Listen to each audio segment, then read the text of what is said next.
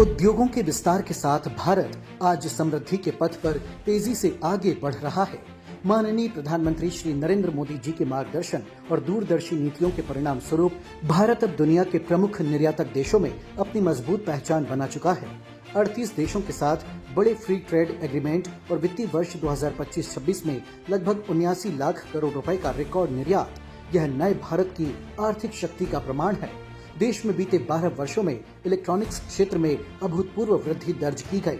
उत्पादन 6 गुना बढ़कर 11.3 लाख करोड़ रुपए तक पहुंचा।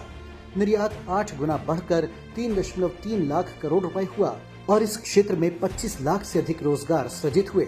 वहीं मोबाइल निर्माण में 28 गुना वृद्धि और मोबाइल निर्यात में 163 गुना उछाल, यह भारत को ग्लोबल मैन्युफैक्चरिंग हब के रूप में स्थापित कर रहा है।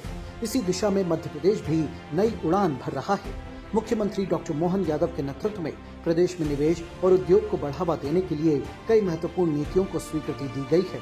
मध्य प्रदेश लॉजिस्टिक नीति 2025, जिसका लक्ष्य वर्ष 2030 तक लॉजिस्टिक लागत को वैश्विक मानकों के अनुरूप कम करना है।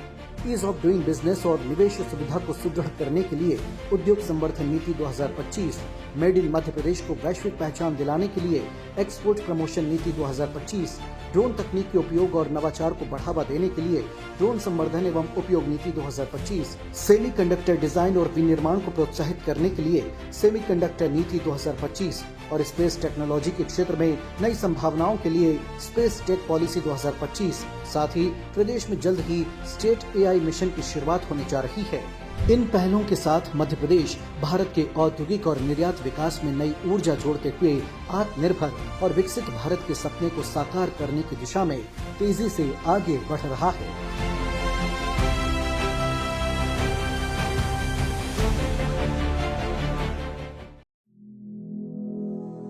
बस्तर घने जंगलों, प्राकृतिक संपदा और अपार संभावनाओं से भरा यह क्षेत्र वर्षों तक मजबूत रेल कनेक्टिविटी की प्रतीक्षा करता रहा।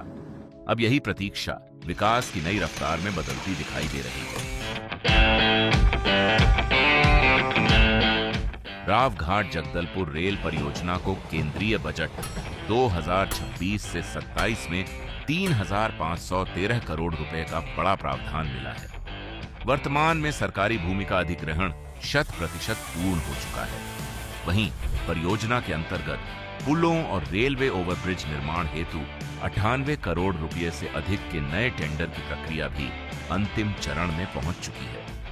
गौरतलब है कि ताड़ौकी तक रेल लाइन का कार्य पूरा हो चुका है और आगे का निर्माण तेजी से जारी है। ये सिर्फ रेल लाइन नहीं बल्कि बस्तर के विकास की नई पटरी है। इस परियोजना से बस्तर सीधे रायपुर, दुर्ग और देश के प्रमुख शहरों से जुड़ सकेगा। इसके साथ ही वन उत्पाद, हस्तशिल्प और कृषि उत्पादों को बड़े बाजार मिलेंगे। पर्यटन और व्यापार को नई गति मिलेगी और आदिवासी अंचलों में रोजगार व सुविधाओं का विस्तार होगा। रावघाट जगदलपुर रेल परियोजना बस्तर को मजबूत कनेक्टिविटी, नई संभावनाओं और उज्जवल भविष्य से जोड़ते हुए बस्तर वासियों के सपनों को विकास की पटरी पर नई रफ्तार दे रही है।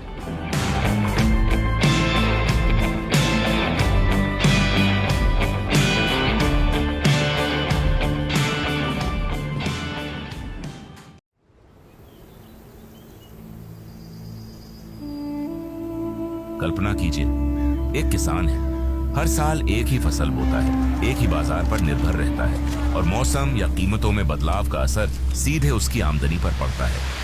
अब दूसरी तस्वीर देखिए, वही किसान दलहन, मक्का, कोदो कुटकी, रागी जैसी अलग अलग फसलें उगा रहा है।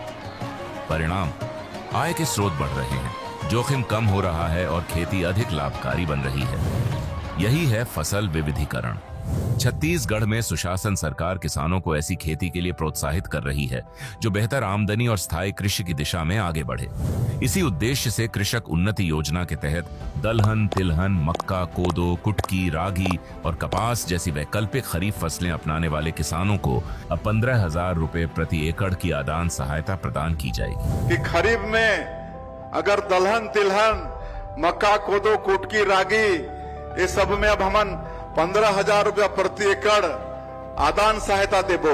तो इसलिए आप मन से आग्रह है कि ज्यादा से ज्यादा दलहन, तिलहन, मक्का, कोदो, कुटकी एला कमाना है। 15,000 रुपया शासन आदान के रूप में, प्रोत्साहन के रूप में देने वाला है।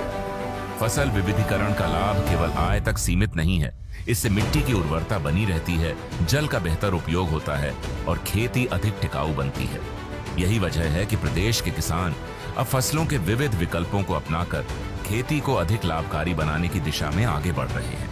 सुशासन सरकार का प्रयास है कि किसानों को बेहतर अवसर मिले, कृषि उत्पादन में विविधता आए और छत्तीसगढ़ का कृषि क्षेत्र और अधिक विकसित और समृद्ध बने।